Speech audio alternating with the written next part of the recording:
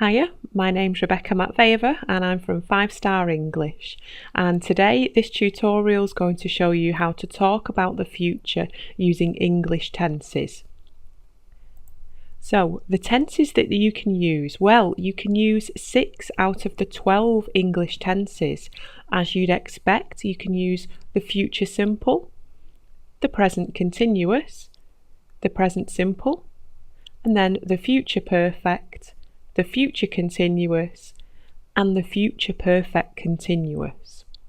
But which tenses belong with which situations? That's what I'm going to help you with now. Let's start with the future simple, so the tense that you usually meet first when talking about the future in English. This is will plus the verb in the base form, so without to. Okay, so this is used for predictions, so when you've said I think, I believe, okay, or you can use it for spontaneous plans, ideas that you've just had at that moment. So let's have a look at some examples. I think you will like our new boss. He's a nice guy. Will like. So future simple because it's a prediction. I think. And another sentence. What are your plans for the evening? I don't know.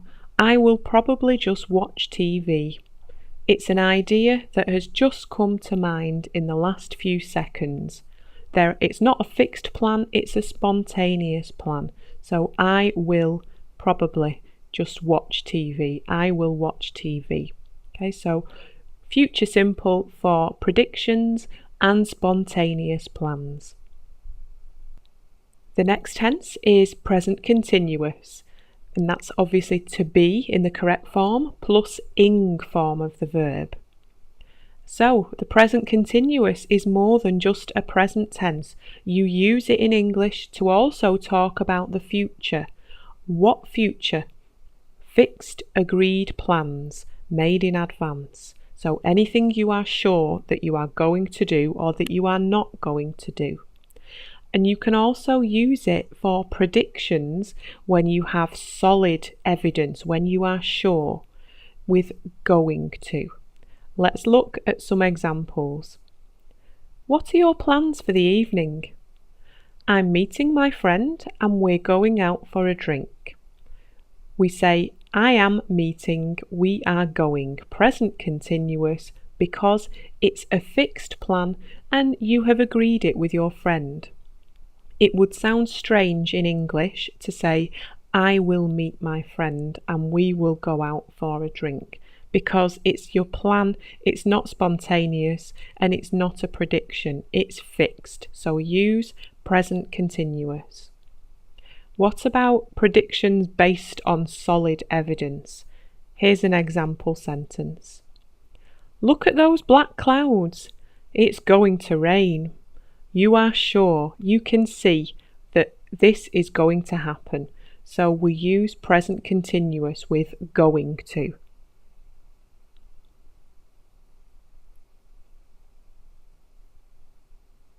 The next tense is present simple, so the first form of the verb, or he, she, it with s, if you remember.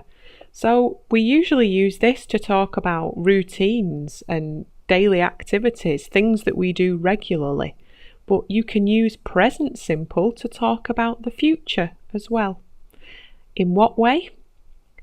It's for timetabled events.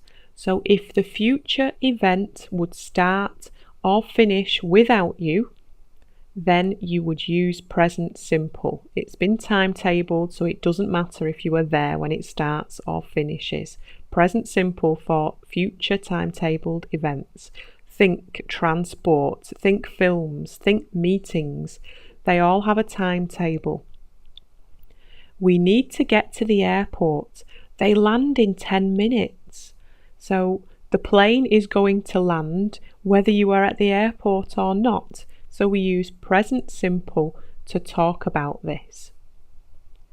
The film starts at 7, so don't be late. Remember, the cinema will not wait for you, so we use present simple to talk about the film timetable. It's the same with questions. What time does the film start? What time does the plane depart? So that's present simple for future timetabled events. The next tense is future perfect, which is will have plus third form of the verb. So getting a bit more complex now. When do we use the future perfect? Well, we use it to talk about future events that are not complete now, but they will be at a fixed point in the future. So we choose the fixed point, and we are talking about an event that is in the process, probably now, but it isn't finished, and we are discussing the point in future when it will be finished. So for this reason, we often use it with the preposition by. Okay, so by 7 o'clock, by tomorrow.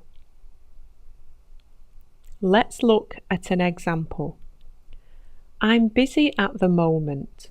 Could you call me back in 1 hour? I will have finished my work by then. So, in 1 hour, that is my fixed point in the future. My action is work. It is not complete now, but I know that in 1 hour it will be complete. Okay, maybe not in exactly 1 hour, but by the time that has elapsed. So let's look at a timeline to illustrate this. We have the time now and my fixed point in future, 1 hour from now. I'm in the process at the moment of working. I haven't finished work yet, but at some point before 1 hour from now, I will finish work. So that's the reason we say I will have finished my work by then. So you are almost looking from the future back into the past. I will have finished my work in 1 hour. The next tense is future continuous, so will be plus the ing form of the verb. And this is for events that will be in process at a chosen point in future. So it's not like the perfect. We're not talking about events that will be finished. This time we're talking about events that will be in process. And we often use this with phrases like this time tomorrow, this time next week. You are looking forward to what will be happening. This time next week, I will be sitting on a beach.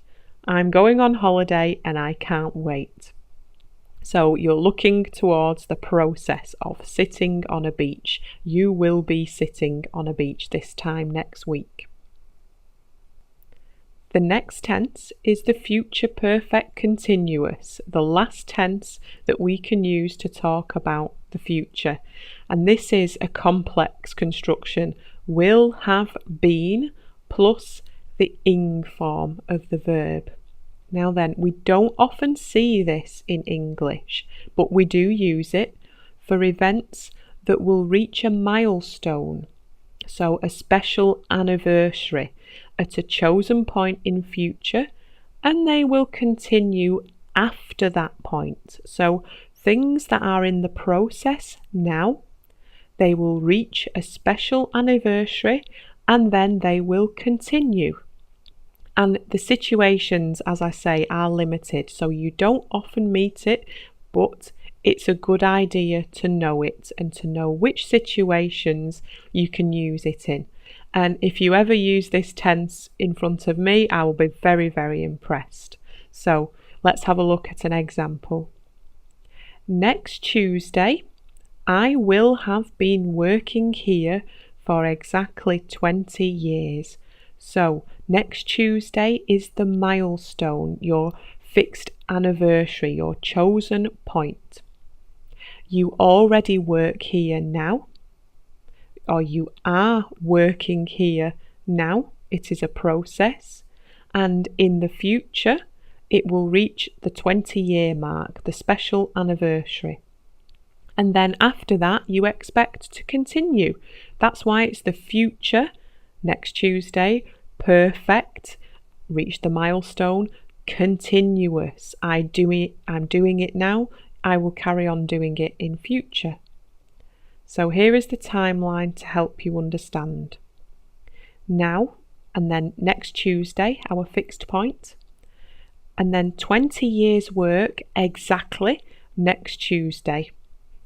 And there's no reason why we can't continue. So I will have been working here for exactly 20 years next Tuesday.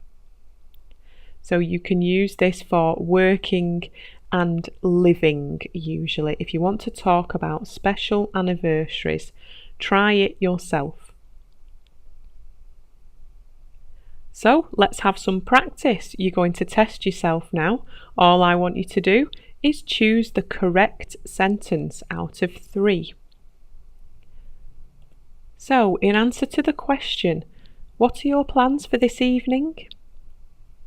I will go to the cinema. I'm going to the cinema. Or I go to the cinema. Which one is correct? That's right. Number 2. I'm going to the cinema. You don't see in this sentence, I think, I don't know, maybe, so you're going to use present continuous. I'm going to the cinema. You're saying it with certainty. It's fixed. What time will the meeting start? What time is the meeting starting? And what time does the meeting start? Which question is correct? 1, 2, or 3? That's right, it's 3. What time does the meeting start? Present simple for the future. Because the meeting is timetabled, it will start with or without you.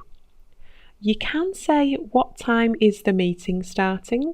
That's okay, but it's probably better to use the present simple in this case, and that shows your respect for the timetable of your colleagues. Next question. I heard on the radio that it will snow tomorrow. I heard on the radio that it's going to snow tomorrow. I heard on the radio that it will be snowing tomorrow. Which one's correct? That's right. Number 2. I heard on the radio that it's going to snow tomorrow. So the present continuous, because the radio has some good idea, some evidence, some solid evidence that it's going to snow. So we don't predict the weather with will. We talk about it with going to, because we've usually got a very firm idea. And we don't use future continuous to talk about weather conditions. Now then, try again. This time you've got to choose the incorrect sentence. So which sentence is wrong? I will be giving my presentation this time tomorrow.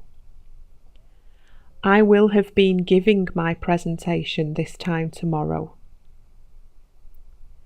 I will have given my presentation this time tomorrow. Which one can't you say in English? That's right. Number 2. I will have been giving my presentation this time tomorrow. We can't use future perfect continuous for things that are in the process and haven't reached a special anniversary. But you can say, I will be giving my presentation this time tomorrow. That means this time I will be in the process. I will be standing in front of my audience. And number 3, I will have given my presentation this time tomorrow means that between now and this time tomorrow, my presentation will have been finished. The next one. They will live here 10 years tomorrow. They will have been living here 10 years tomorrow. They will have lived here 10 years tomorrow. Which one can't be used? Correct. Number 1. They will live here 10 years tomorrow. This is a common mistake amongst non-native speakers, but you have to use a perfect or a perfect continuous tense to talk about things that started in the past and continue now. So they will have been living here 10 years tomorrow, future perfect continuous, or they will have lived here 10 years tomorrow, if you're just giving a little bit less emphasis on the process and more on the result. So no difference really between 2 and 3, just one is future perfect continuous, the other is future perfect. That's all for today. Thank you very much for joining me. I hope you found it helpful.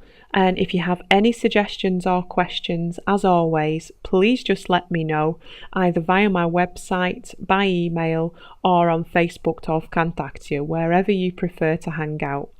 Thanks once again, and I wish you all the best with your English studies.